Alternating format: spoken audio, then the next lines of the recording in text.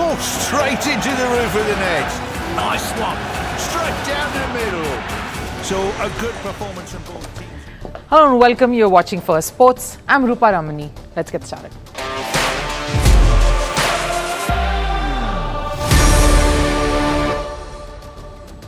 Right, on the show today, Arshad Nadeem, the athlete whom Pakistan had forgotten about, had failed to fund, is suddenly being showered with awards and rewards from a country that is finally waking up from its slumber. The Prime Minister is being trolled even as political leaders scramble to do some damage control. Is this glory Nadeem's or Pakistan's? And we get you the story of Sifan Hassan, the athlete who won a marathon gold in what many consider the toughest marathon in the world. One who even the great Kipchoge failed to overcome. And in a mighty show, she also stood up to receive the gold wearing a hijab. Also heading away, the breaker who broke the internet with her controversial routine. Was it fair to critique her or is it artistic expression? The Aussie Prime Minister has had to step in with a statement. Anthony Albanese has come out showing which side of this raging debate he's on. Stay on for that and more, but first, a look at the headlines. Starting with news from the Olympics, USA's appeal to reconsider stripping off Jordan Chale's bronze medal has been rejected by Court of Arbitration for Sports or CAS. This after CAS declared Romania's Ana Barbosu as the winner in the gymnastics floor event. CAS said that the rules do not allow for decisions to be reconsidered even if conclusive new evidence is presented. Over in football, Manchester City's hearing on 115 alleged breaches of Premier League financial rules has been moved up to September from November. The hearing is expected to last 10 weeks, with the verdict likely in early 2025. Man City has denied any wrongdoing. Over in tennis, Australia's Alexei Popyrin won the ATP Montreal Masters title, defeating Andrei Rublev 6-2, 6-4. This is Popyrin's third career title, following his victories at the 2021 Singapore Open and 2023 Croatia Open. The match lasted less than 90 minutes. Popyrin with this win reaches a career high ranking of 23rd in the world. News from the Paralympics. Shuttler Pramod Bhagat will miss the Paris Games due to a breach of anti-doping regulations. Bhagat has committed 3 whereabout failures within 12 months. He's been banned for 18 months because of this. The ruling was made by the Anti-Doping Division of the Court of Arbitration for Sport. Bhagat had won gold for India at the Tokyo Games in the men's singles event.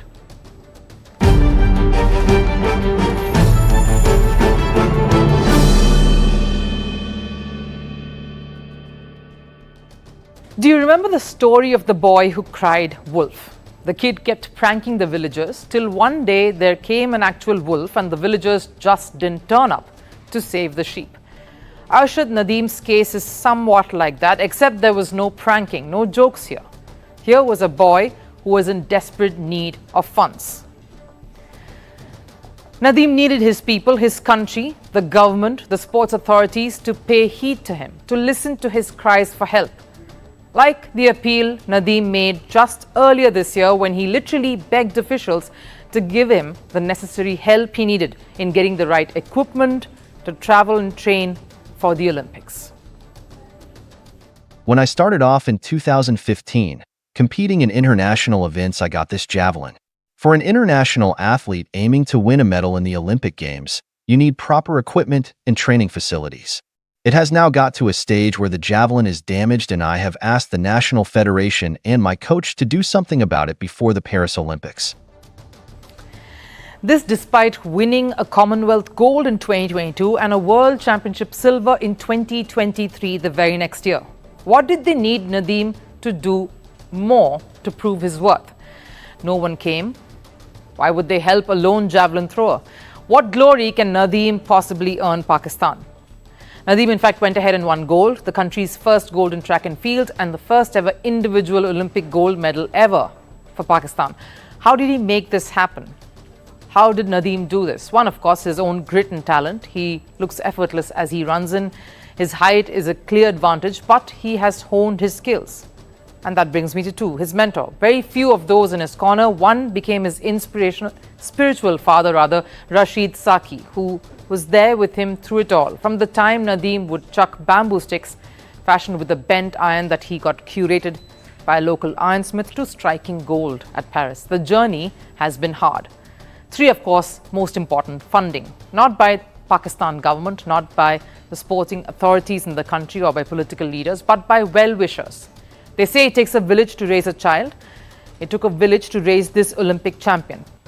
His neighbors, people who just heard of his dream and came forward to help him. Distant relatives, all pooling in money for him to travel, to buy a new javelin, to train. He wore second-hand shoes when he won gold at the Punjab Youth Festival in 2014. An official in an athletics meet in Nadeem's town, Mian Channu, saw him wear torn shoes and got him a pair of shoes instead. Arshad never trained in a gym for the longest. His mentor got one of his close friends who owns a gym shop to get Nadeem to train there, in a shop that sold gym equipment. That's where Nadeem trained, because the municipality gymnasium had no facilities. The town did all it could to help Nadeem, help him realize his dream. Nadeem started getting noticed only after Tokyo, but even so, no proper funding really came in. Now, after the gold at Paris, the floodgates seem to have suddenly opened up. The Pakistan Prime Minister Shehbaz Sharif was quick to post a picture with an old photo of him giving Nadeem a check, that too for just 1 million Pakistan rupees or $3,600.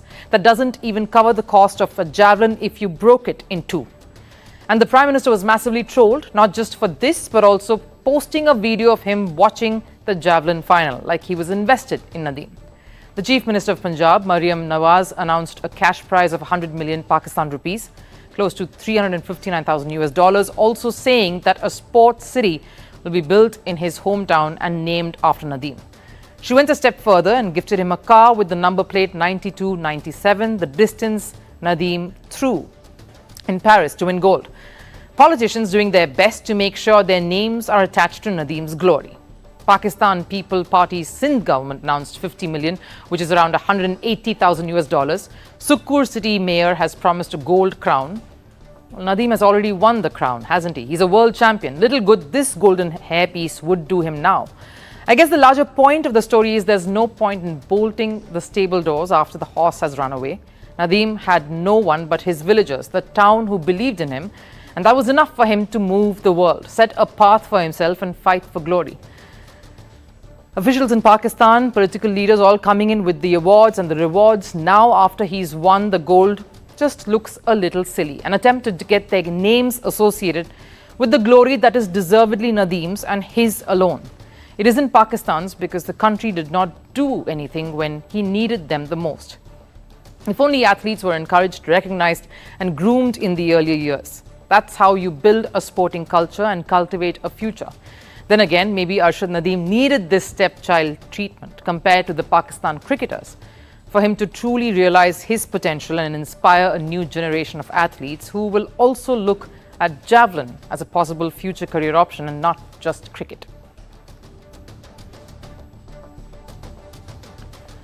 From being a teenage asylum seeker from Ethiopia to now one of the most decorated Olympians, the story of Sifan Hassan is an inspirational one. Hassan turned heads after sweeping bronze in 5,000 meter and 10,000 meter events at the Olympics, but her gold medal in the women's marathon made a louder statement. With this gold, she clinched a medal treble at Paris Games, and this was her first gold in the marathon event. After Tokyo's 5,000 meter and 10,000 meter golds, Hassan now has conquered the marathon, making her the first female athlete to win golds in all three categories, all three long-distance events. And she achieved this record in some fashion. Hassan broke the Olympic record by finishing the marathon in less than 2 hours and 23 minutes. And as they say, nothing comes easy in life. Hassan had to fight it out till the end. The Dutch athlete had taken a crazy gamble, a crazy ploy. She competed in the 10,000 meter and the marathon, which were just 2 days apart. Now, you don't need to be an athlete to know that it's a hard act to follow through on. The long distance races are never easy and you need time to revive your body and your energy.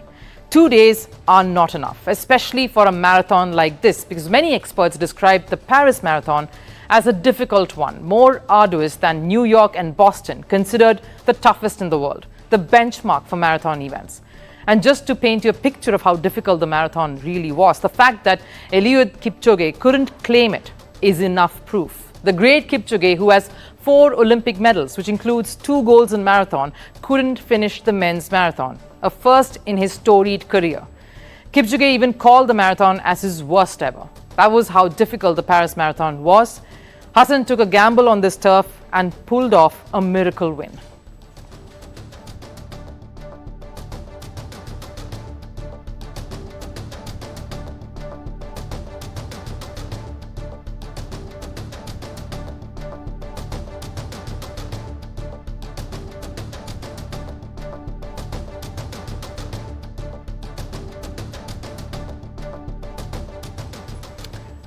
She says, what was she thinking? Now, she did it for legacy, of course, for glory, for wanting more than what others felt that she was destined to get.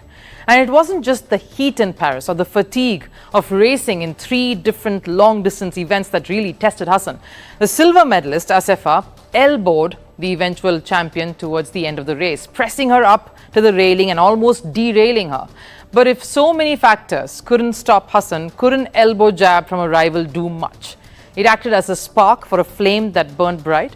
Asefa finished 3 seconds behind Hassan, and while these factors are enough to create a buzz around the Olympian, Hassan's victory transcended beyond the tracks, not because of the color of the medal that she'd won or the records she broke or even the fighting spirit she displayed, but because of the acts that followed right after finishing it all.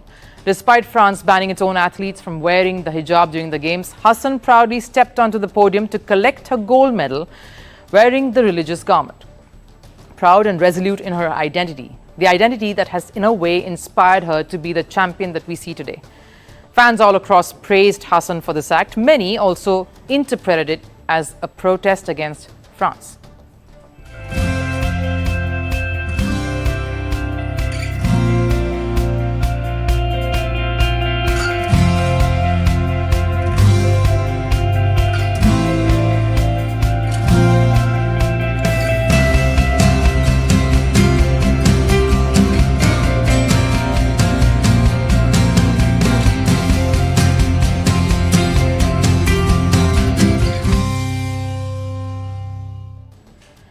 Hassan's bold gesture became a powerful act during the Paris Games. She competed without the hijab, but she chose to don one during the medal ceremony to make a point.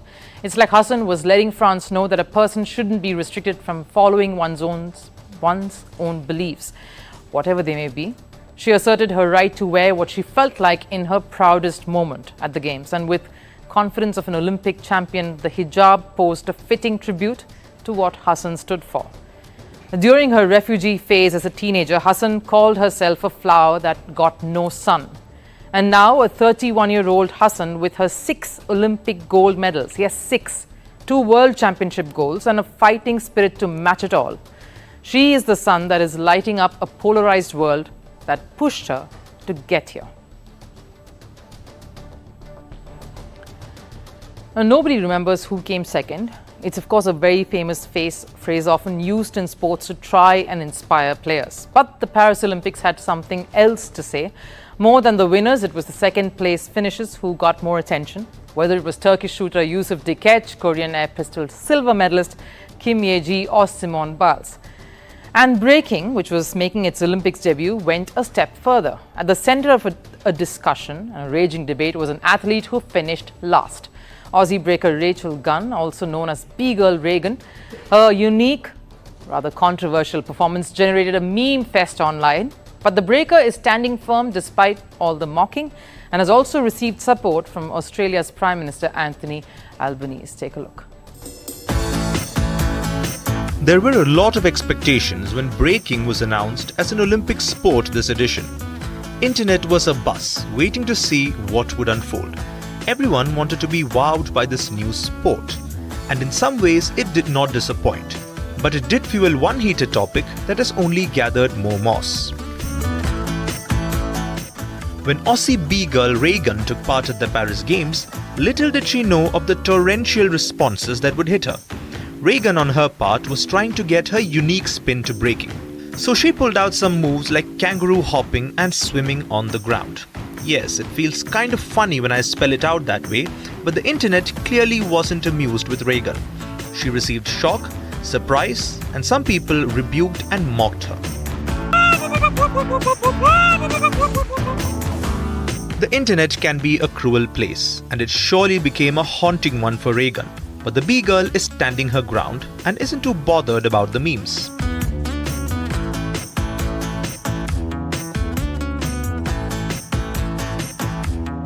I was never going to beat these girls on what they do best, their power moves. All of my moves are original. Creativity is really important to me. I go out there and I show my artistry. Sometimes it speaks to the judges and sometimes it doesn't. I do my thing and it represents art. That is what it is about. The criticism also stems from the lack of knowledge people generally have about breaking. Unlike other sports, breaking is not restricted to a set narrative. There is room for creativity, and that's what Raygun took. And given the number of countries taking part, the purpose became to showcase your culture. The winner, Amy Uasa, showed that while the sport was about being creative, it was also about merging athletics with dancing. Sure, Raygun might not have been the most agile at the tournament, but she surely deserved to be on the stage like everyone qualifying to the games. Because the same B-Girl has represented Australia at the World Championships in 2021 and 2022. And even as the world has continued making fun of Raygun, the breaker found support from her Prime Minister, Anthony Albanese. The Olympics is about people participating in sport. That's a good thing. And Raygun had a crack, good on her, and a big shout out to her. Doesn't matter what people are doing, it's a good thing that they're participating in sport. It's good for their physical health, but also so important for their mental health as well. And I think that is the message of the Olympic spirit. It isn't only the Aussie PM who has backed Raygun. The breaking community has defended the B-Girl caught in a meme fest. They want the world to give the B-Girl a break. The other participants clearly were far better than Raygun, but maybe we leave the judging on this one to the judges. Right, time for last serve. Now, Serbia celebrated their Olympic heroes at Belgrade City Hall. The country won 5 medals, which included 3 golds. The celebration was led by none other than the gold medalist in tennis, Novak Djokovic, and the men's basketball team who clinched bronze. Take a look.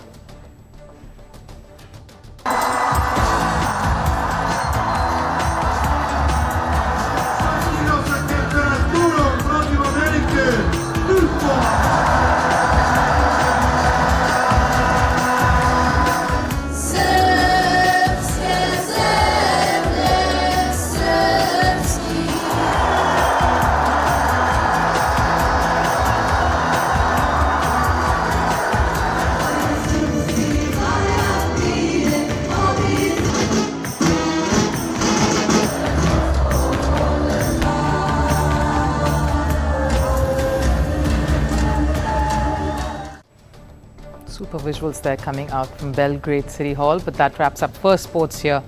Take care, and I'll see you again tomorrow. Till then, bye-bye.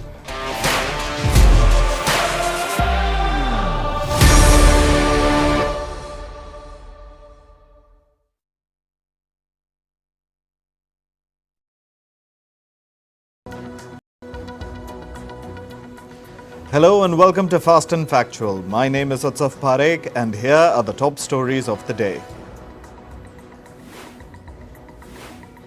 The US and its European allies have warned